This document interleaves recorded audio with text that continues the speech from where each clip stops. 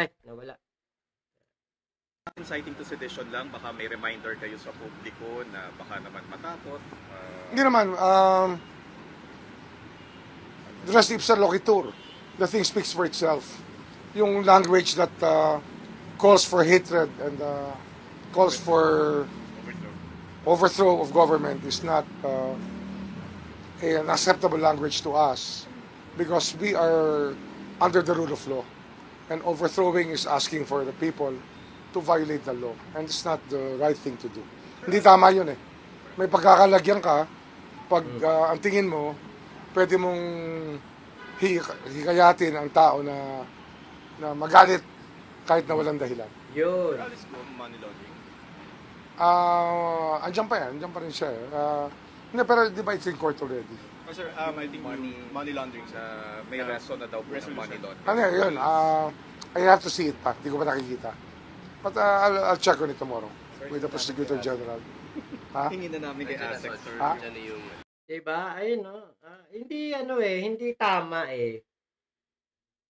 Yung manawagan ka ng pag-re-revolt ng taong bayan, hindi po tama yun. Diba, na Brenda Barton? J8, Gorillan Dado, magtago ka na. Ninyalin Onilongo, 40 million daw ang grupo nila, pero INC ginamit pa nila. Yun nga eh. So, ipasok na yang si Dado sa mental asylum. Hintay lang tayo ate Beauty kasi ine-evaluate pa yung sitwasyon ni Dado kung tatanggapin siya sa mental o hindi. Kasi nung pinasa po yung mga video ni Dado, medyo na-overwhelm po yung isang opisyal. At ang sabi po teka, baka daw po yung mga siraulo doon sa mental, mas masira ang ulo dahil kay Dado. Nobel ba ang petition? Okay, Nobel pala. Kapag pala lumabas ang warrant of arrest nito, Nobel. Ate Beauty, hintayin natin kung ano yung magiging update. Kasi pinasa ko dun sa isang mataas na opisyal yung video. Sabi ko, sir, ito kaya, tanggapin kaya to sa mental. Ano ba yan? Yun po yung yung galit na galit po kay PBBM na si Dadong Kupal. Sabi, sige, check ko, pinanood niya. Di ngayon, gabi na kasi yon, di hindi na siya nakapag-reply. Kinabukasan, sabi sa akin, Mac, ano ba naman yung pinasa mo sa akin? Baka daw po yung mga tao dun sa mental, mas masira daw po ang ulo. Sa halip na mga pagaling na, baka daw po lalong masira pa mga ulo. Pag daw po inihalo si Dado doon po sa mental. Kaya po, hintayin natin ang update. Sabi nga po sa akin, medyo hindi daw po ito pasado sa mental kasi na-overwhelm po. Gargantuan daw po yung kasiraan ng ulo ni Dadong Kupal. Kita niyo po itong DOJ po ang nagsabi, si Sec Boying Remulla, na ito daw po mga nag-inciting to sedition, hindi katanggap-tanggap yan. Kasi alam nyo, nakita naman na natin kung ano po ang pangit na dulot ng isang people power. Pangit na dulot ng isang pag-aakla sa gobyerno. Bagsak ang ekonomiya, back to zero ang lahat ng mga progreso na ating sinimulan. Kaya po, Ate Gladys Louie, ayan, hello po. Kaya po, napakapangit po niyan. Napaka-unfair po niyan sa mga Pilipino na ang nais lamang ay maging maging mabuti ang pamumuhay. So ngayon, ito si General Torre. Bante na natin. Tayo. Captain Dan. Okay. Abante natin konti, General Torre. Ayan. Sir, ano po yung inyong final at against po kanino?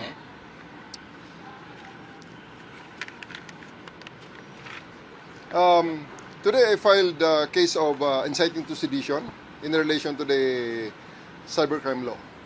Versus kanino po? Versus kay Clemente Enrique alias Captain Dado, more popularly known as Captain Dado. Specifically, ano po yung mga nagawa po niya para sa kasong ito? Actually, marami Kaya nandito sa complaint affidavit ko, napakaraming instance na calling for sedition against the government. And even during the time when I was the regional director of Davao, during the Hunt for Kibuloy, siya yung nanawagan na ang lahat ng mga pulis at sundalo ay sumurrender sa local government na naka-unload ang mga baril, naka-point downwards at i-abandona na ang trabahong inuutos ko at ginagawa namin. Di ba? Kita nyo, doon pa lang sa Davao, palpak ka na, Dado. Inipon lang pala ni General Torre mga ebidensya laban sa'yo. Ayan, nasampulan ka na. Salamat, Ate Mary Jane De Vera. Thank you po sa iyong pakulay. Thank you po. Ayan, Ate Jamelita Opus, ayan, shout out. Sabi ni Melvin Aparicia, umeebak na sa Salawal, mag-aaklas pa raw. Dado, check mo muna yung diaper mo kung puno na. Ano si Dado, pag ito nakulong dagdag gasto sa BJMP. Bakit? O, ibibili pa ng diaper yan. Aray! Boom! JH, next kung Alfonsa, ikaw naman madali kay General Torre. Naku, dapat lang. Nawalan niya yung fake news kahapon. Nung isang araw pala, laban kay General Torre. Na-hospital daw si General Torre. Ay, naku. Ate Mary Jane, thank you po sa iyong malupit na pakulay. Thank you po sa suporta. Kahit bihira ako mag-live, hindi araw-araw, Ate Mary Jane De Vera, nandiyan po kayo. Sa lahat po, sa inyo po lahat, kahit hindi ako madalas mag-live, minsan magla-live ako, minsan hindi. Salamat po. Saka sa mga nanonood po ng upload natin, maraming salamat po. Actually, meron ako isang upload dyan, hindi gaanong mataas ang views, nasa 10,000 views lang. Pero maganda po na mapanood ninyo. Yung po nga ang paglalakbay ni Edgar Matubato, kasi yan po nga video na yan ay bali audio recording yan. Mapapakinggan nyo dyan yung mga pinagdaanan ni Edgar Matubato. Tapos meron siyang mga bagong isiniwalat. Yung mga medyo hindi po natin pwedeng sabihin dito, pero talagang, naku po, sabi ko sa inyo, tibayan nyo lang po ang inyong loob. Panoorin nyo po sana yung video ko dyan, ang paglalakbay ni Edgar Matubato. I admire General Torre, na Brenda Barton. Alam nyo, nung pinalabas po yung fake news na siya daw po ay na-ospital, malabo Kasi nakita ko to ng personal si General Torre. Nakita ko kung gaano to kakisig, yung tayo niya. Talagang matipunong tao to, tapos ma-hospital, di ba? Anak ng teteng. Ikaw nga, Jason, sa bungal-bungal ka na, hindi ka pa na-hospital, tapos ito pa kaya si General Torre. Biruin nyo, kasama yan, nagja-jogging sa umaga doon sa harapan ng KOJC compound, harapan ng KOJC compound. Nagja-jogging yan doon, kasama yung mga batang officer. Imagine niyo nagja-jogging niya sa umaga, tapos makikita natin may litrato nakaratay sa ospital. Malabo yan. Kaya nga yun, Sonsa, ikaw naman nakasuhan ni Torre. Tama. Ayan, Mac, next kasuhan ni General Torre si Jason sa nag-fake news na naman. Yun nga, Ate Beauty, salamat sa pa-blessing mo. Ate Mary Jane De Vera daw po. Salamat po. Okay, play pa natin. Sedition, si Presidente po ba ay binabanggit niya at kasama po dyan? Kasama sa kanyang mga binabanggit at Lagi. pinapababa at gusto niyang pabagsakin ng gobyerno. So, in a democracy, lahat naman may karapatan na mag-express ng kanilang mga hinaing. That's the beauty of democracy. Pwede kang mag-express na yung opinion. However, there are limitations. It should be made within the bounds of the law. Hindi absolute, di ba? Yung freedom of expression, hindi absolute yan. Pwede kang mamuna. Pwede kang magsabi ng iyong opinion. Pwede mong ilabas ang iyong mga hinaing. Pero yung mananawagan ka ng pag-aaklas, tapos notong nakaraan, yung sabi niya, ipapagurgur daw niya yung mga vlogger. May hangganan, di ba? May hangganan ng lahat. Hindi porke ikaw, vlogger ka. Kung ano-ano na yung ibubunganga mo. Aray! Boom!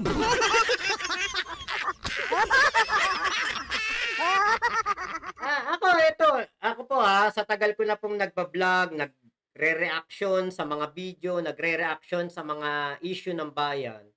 Never pa po akong nakatanggap ng kahit isang asunto o demanda. Never.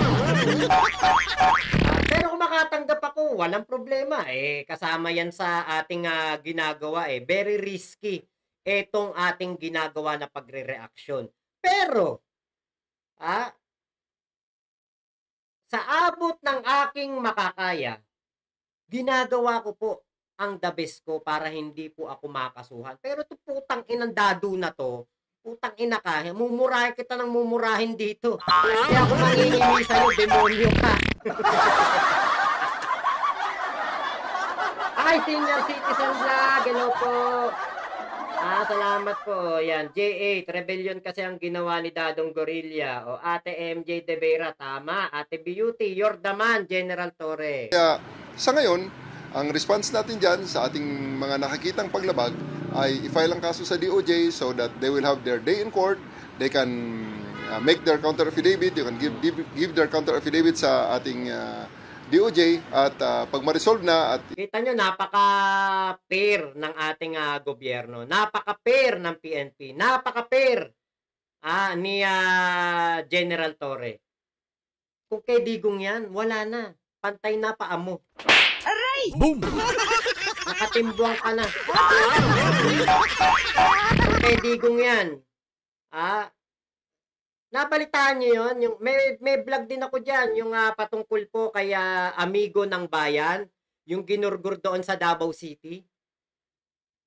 Kinalaban niya si Sara Duterte, naghahamon siya doon sa harapan ng KOJC compound, kinalaban niya, pati, alam ko pati si Baste kinalaban niya, si Digong, si Sara, lahat ng mga DDS, kinakalaban niya. Alam niyo, nung nagpunta ng Davao, ginurgur. Salamat po sa pag-subscribe Nanay Senior Citizen Vlog. May karma din yung mga ganyan tao. Yun nga po na Lorena Silverio. Napakarumi po nilang lumaro. Kapag pinupo na sila, gurgur ang sagot. Katulad nitong si Dado Clemente. Di ba binabanatan siya, inaano siya. Ayun, pati si Kating Bune. Totoo yan. Binlog ko yan. Panoorin niyo yung aking dyan. May vlog ako dyan Sino kaya ang nagpadali kay amigo ng bayan? Makikita niyo po dyan yung vlog ko. Ayan. Kita niyo napaka-fair. Kapag gobyerno, magkakaso, dadaan sa korte, pero sila, ano ang solusyon ni Dado? Revolusyon, sedisyon, pag-aaklas, panggugulo. Di ba? Yan ang laro ng mga DDEB. ilagay, iangat sa korte sa paglilitis, they can have their day in court. Sir, as CIDG as an office or personal po ito? Sorry. I'm representing myself in many instances at kasama rin ito sa aking pagiging chief ng CIDG. Okay, sir, just to elaborate, ano yung mga instances po, specific instances, sinabi, mga instances, occurrences, itong si Captain Dado? Yeah, napakarami. Gaya ng mga sinabi ko. Yeah, like, yung unang, isa sa mga instances na sinabi niya, yung i-abandon namin ang pag-implement ng warrant of arrest kay Kibuloy before. At ngayon naman, he is calling for the armed forces and the PNP to abandon this government and topple it, to withdraw the support, which is foul naman yan. Hindi naman yan tama. Yung identity ng tao, have you identified where he is?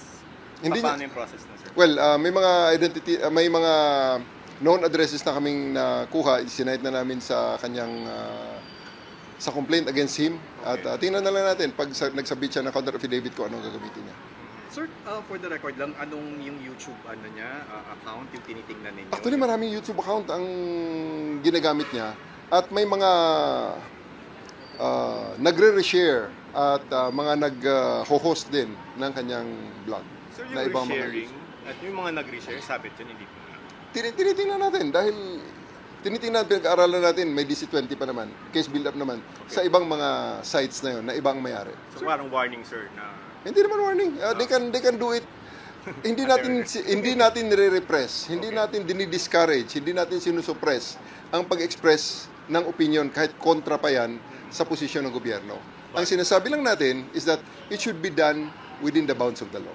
So yung pagiging ano ba niya, dating sundalo, may factor din ba yun? Kasi you could have just dismissed his statements, pero yun nga, malaki ba yung influensya rin niya? Mabigat ba yung ganong posisyon? Well, una, hindi naman natin tinitingnan sana ang pagiging sundalo niya. Pero siya mismo ang nagsasabi. Ito ang malinaw na sundalong kanin. Sundalong kupal, ang sundalong kanin. Yan talaga. Ayan. Salamat Papa Cho sa iyong pakulay. Ayan, thank you. Nasa ibang bansa ka pala, no, Papa Cho? Salamat ano ba yung pera na to? Ano ba to? Euro? Pounds? Thank you. Kuya Dado. Ay, Kuya Dado. Papa Cho. Buti nga dyan kay Dadong Tukmol.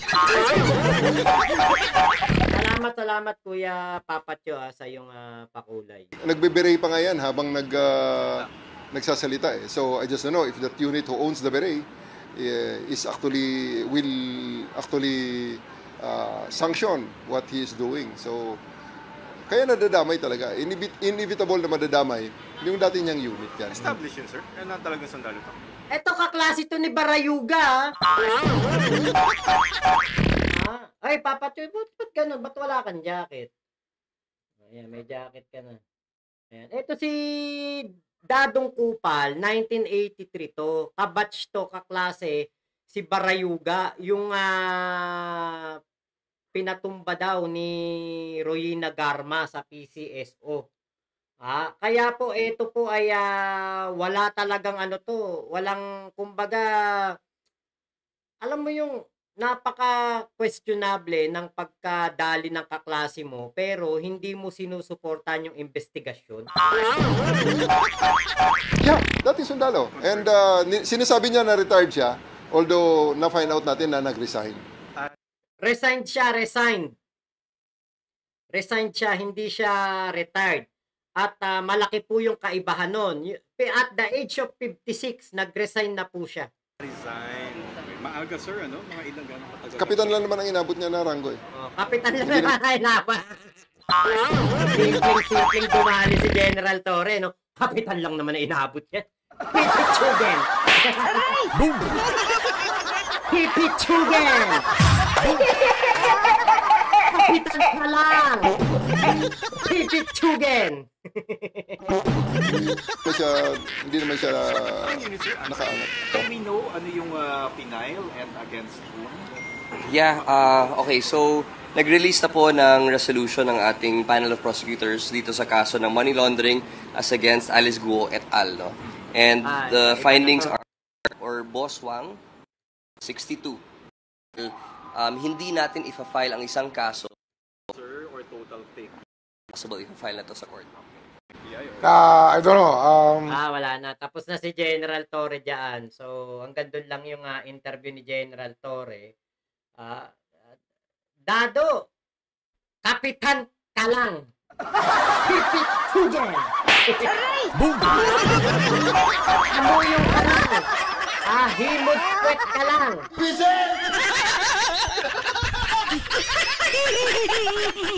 Kapitan ka lang.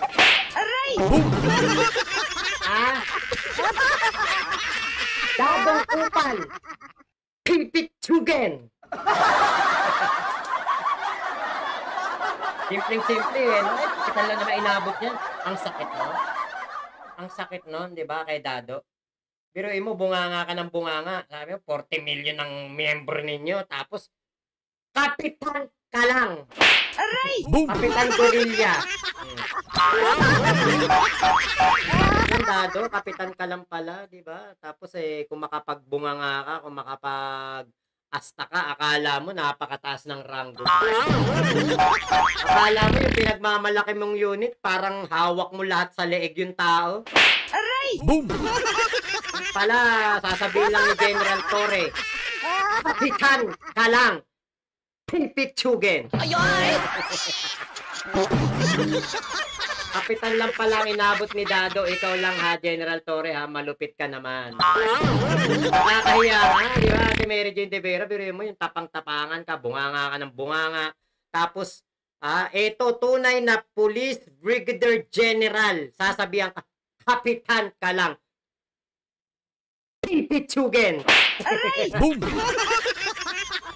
Ang sarap sabihin mo, Dado, upal. Pipitsugin. Boom! Kapitan piranggot ka lang. Feeling general. Yun nga feeling ang taas ng narating pero wala. Blackthorn, kapitan lang. Yun nga, kapitan ka lang, Dado. Ano pinagmamalaki mo?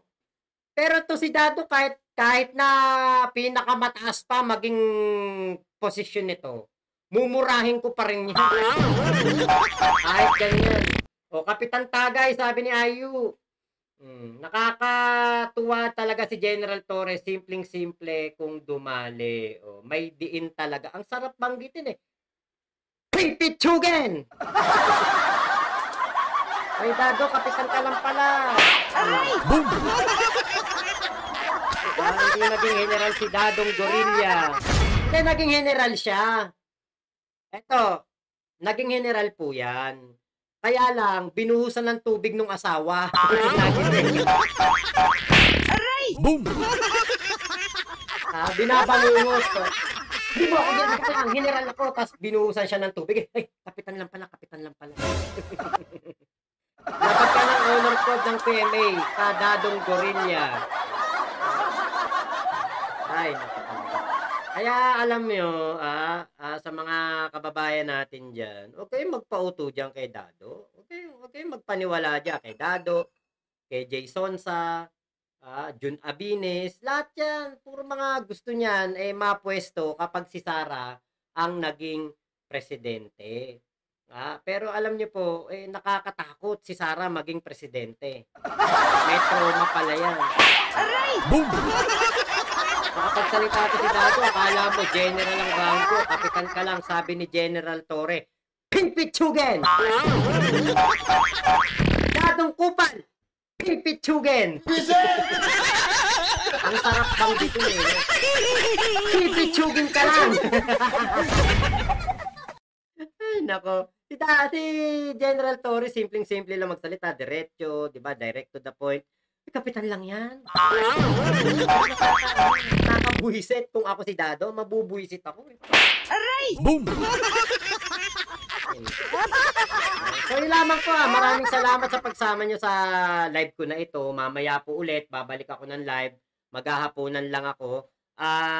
Ang topic natin mamaya, yung walang kwentang mayora ng Maynila. Walang kwentang mayor ng Manila. Si Hani Lacunat. Si Casimang. Ayan po, topic natin mamaya. So, ako po magpapaalam na po muna sa inyo.